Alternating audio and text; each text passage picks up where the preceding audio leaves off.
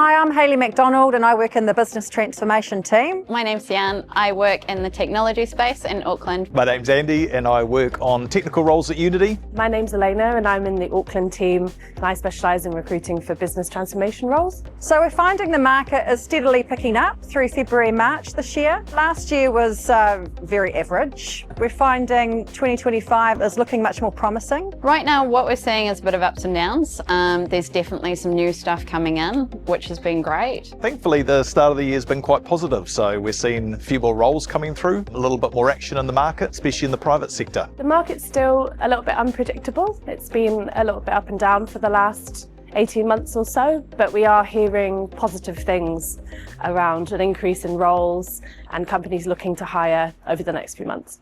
We're finding it's a lot busier compared to what it has been. So we're happier and people we're talking to seem a lot happier. I think over the last year we've definitely seen, obviously there's been a huge change in the public sector, which has started to affect the private sector, and the last year has been really hard for people. We are seeing a lot more light though coming through.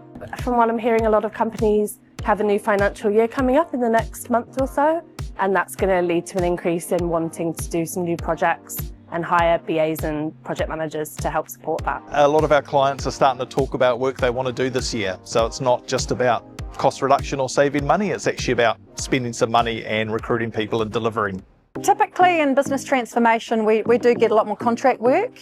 We are getting some permanent work through, but a lot of organisations are still getting record applicants. Look, we're definitely seeing a bit of both. So there's permanent roles coming through, there's contracting roles coming through. We expected more permanent, but there's definitely a lot more contracting. Both areas are quite busy. I'm finding that on my desk, I mostly get contract opportunities. I think a lot of companies are tending to hire the permanent roles through their own internal teams. For us, we're busier on the contracting side. In the last few weeks, we've seen a few more contracting roles come through, which is great. A lot of our clients are still happy to try and fill permanent roles themselves. Hopefully it means more programs of work and more contract roles to follow as well. We always have a steady number of BA roles. I know last year the market was down a lot, but we always have a steady number of BA roles. We're seeing quite a few PM roles coming through, all the traditional roles, project coordinators. We always have a good number of cybersecurity roles. We've had quite a lot of demand for change managers and scrum masters. It sounds like a lot of companies are going through agile transformations and putting in new squads. We've seen quite a bit of demand lately for developers, especially in that Java space, and architecture. But we're also later on this year expecting to see more in the automation testing space and cloud engineer and data engineering. I think we're definitely seeing a lot more push to Microsoft technologies, whether that's .NET, whether it's infrastructure, whether it's more DevOps, site reliability engineers. From a tech space, we're definitely seeing more Microsoft stuff coming through. A lot of my clients are starting to put more parameters around working from home, so they'll have set days where they would expect people to come into the office. Gone are the days of 100% remote working. Unless you are a trusted person, you've been in the organisation for a while. I think if you have a proven track record with an organisation, they're a lot more flexible.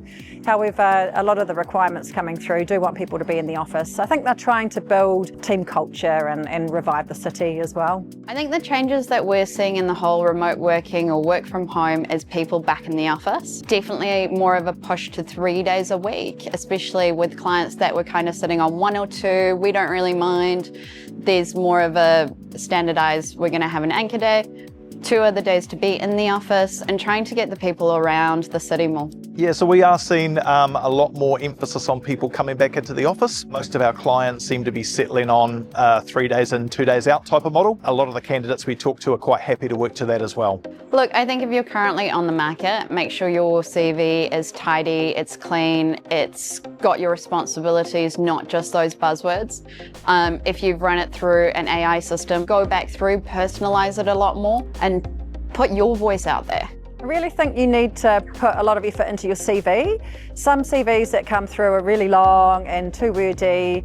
Some of them are too brief. You really need to nail the exact amount of information that you need in that CV. It's still quite competitive, so work in your networks, keeping in touch with people that you know, people who you've worked with, any of those relationships, and also, of course, talking to recruiters. There are a lot of roles that we have that we don't advertise. It's just about who we know, who's got a good reputation, so always good to keep in touch with us as well.